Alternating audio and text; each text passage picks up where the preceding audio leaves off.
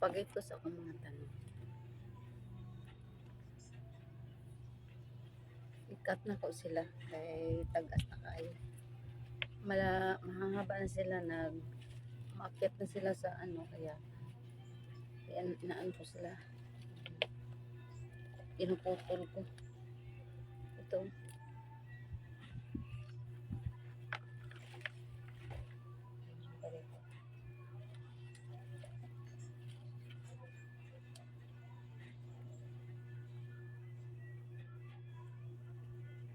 Itong gawin ko, i-propagate ko siya.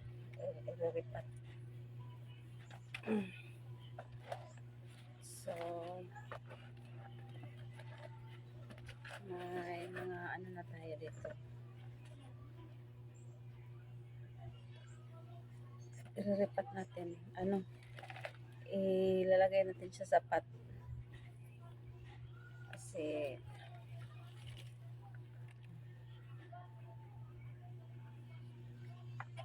mga bagong cut lang ni sila.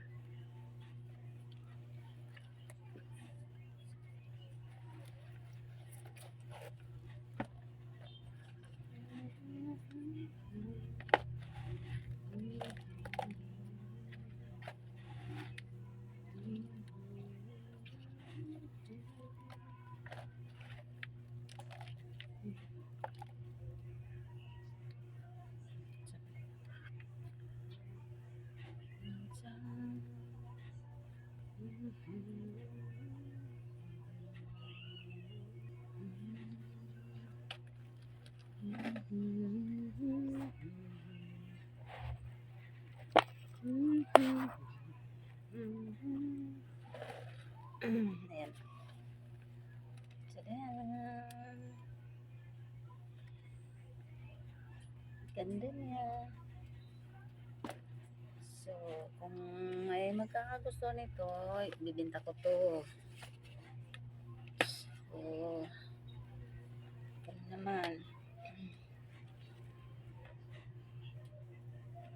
Ang tawag nito ay taro. Taro. Variegated siya. Variegated. Nagbabarigate siya.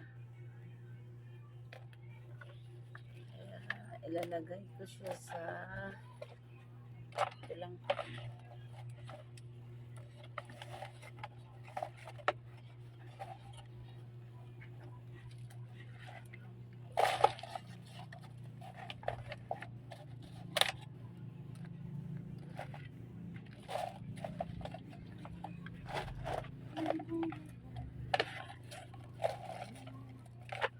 Wala kasing basok ngayon.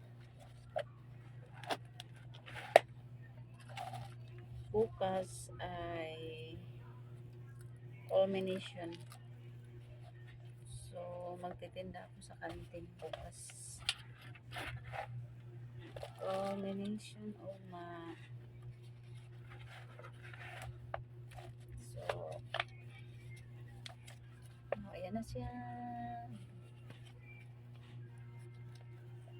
Sa may ganahan mo palitan eh. Sino may gustong bumili? Bibinta ko to. Pang indoor plants.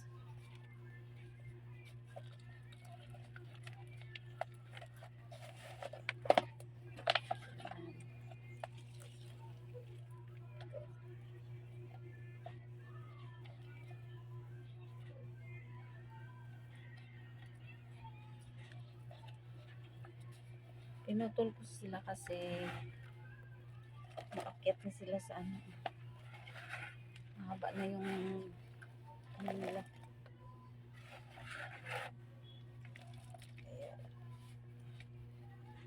Ayan. Madali lang din silang mabuhay kasi may ugat na sila.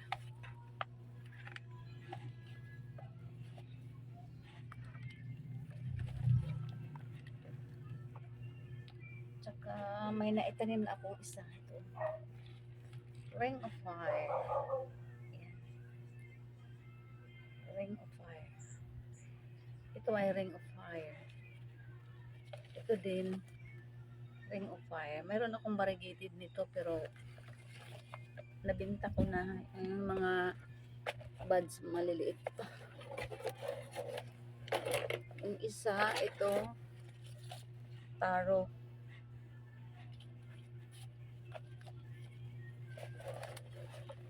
Yung isa naman, ah, Prince Albert. Prince Albert to. Prince Albert. Ay, naku. Tsaka, yung, ano, yung cactus ko. Ayan, oh. Ito kasi dalawang, ano to, galing to dito. Galing to dito. Dalawa. Nilipat ko, tinanim ko sa isang pot na malaki. Kasi dito, mahaba sila natutumba. Kaya nilagay ko na siya dito. Ayan. O, diba? Maganda na siya. O, diba? Wow. Ito lang ang buhay sa village. Pag nakatira ka sa village, wala kang ibang magawa. Malayo sa mall. Kasi, kaya, ayun. Pagkaabalahan mo na lang yung mga tanim mo. Mayroon pa isa. Ito naman, tatlo. Isa, dalawa, tatlo.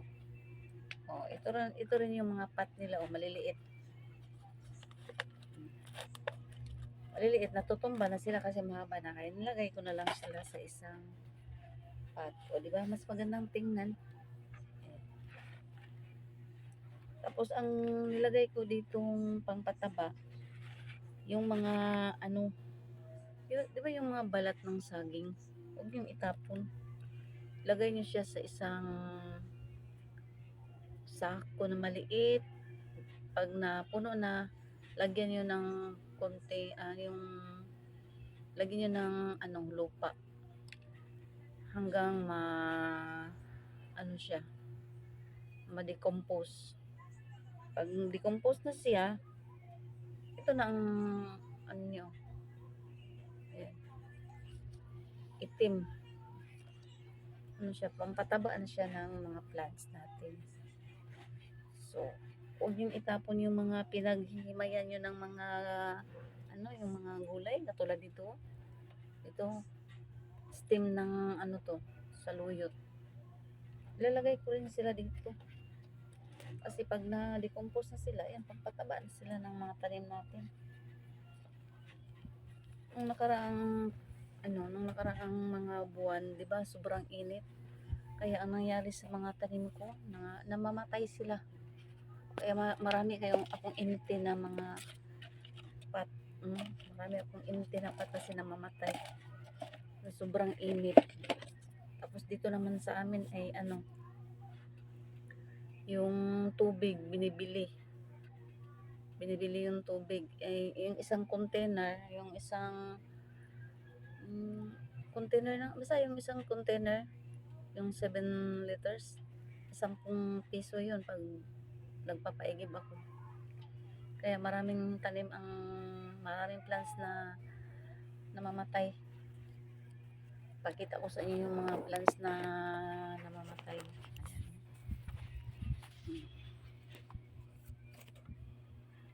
Tingnan mo.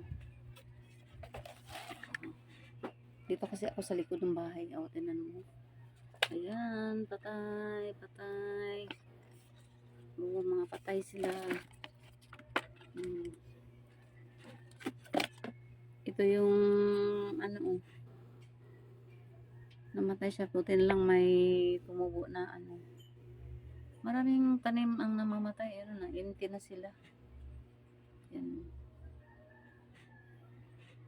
Yan. Empty. Namamatay sila.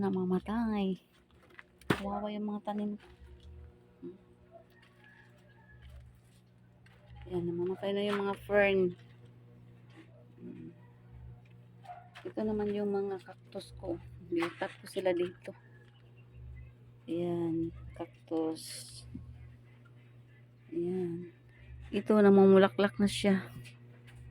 Ang bulaklak nito ay puti. Yung iba hindi ko pa alam. Di ba sila namumulaklak? Yan ang mga cactus ko. Doon ito sa harap ng bahay. Kaso, laging na ano ng pusa. Kahit nilipat ko siya dito. Hindi naman sila, ang pusa, hindi naman makapunta dito kasi nandito si Duki. Ayan o, yung aso kong marunong mag-tricks. Hello, Duki!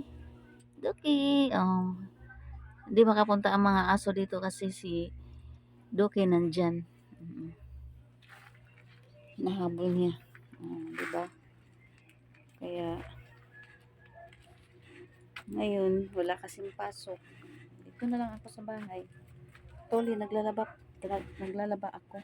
Ay, meron pa pala akong nakalimutang isang itanim. Ito. Yan. Ito ay Florida. Florida plants. Ayan, tatanim ko siya.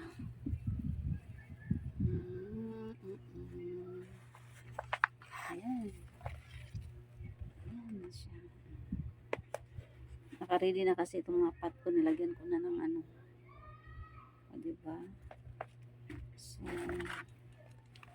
I hope nagustuhan niyo yung video ko.